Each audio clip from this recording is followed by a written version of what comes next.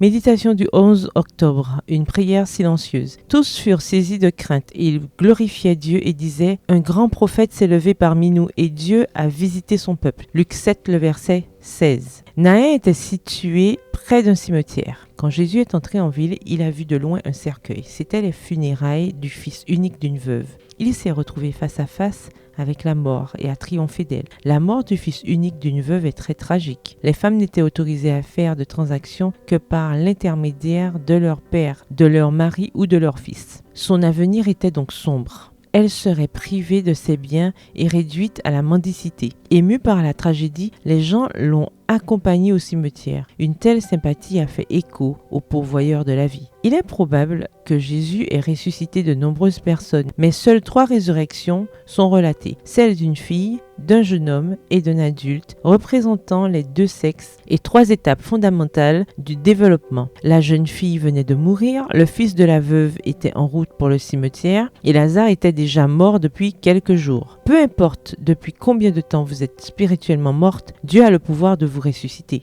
La veuve n'a ni prié ni cherché Jésus. Elle ne savait même pas qu'il était proche. Il l'a vu, est allé vers elle, a compati à son chagrin et a parlé au jeune homme mort. Le maître s'est rendu à Naïn exclusivement pour ressusciter ce fils unique. Jésus répond toujours aux prières silencieuses. Il voit nos larmes et fait des miracles. Il nous rend ce que nous avons perdu, que ce soit un emploi, la santé, la réputation ou la paix. Étant le seul à pouvoir arrêter les larmes de la veuve, il lui a donc dit « Ne pleure pas » Luc 7, le verset 13. Il l'a d'abord réconforté, puis a accompli le miracle. Il a ordonné au fils « Lève-toi » et l'a remis à sa mère en pleurs.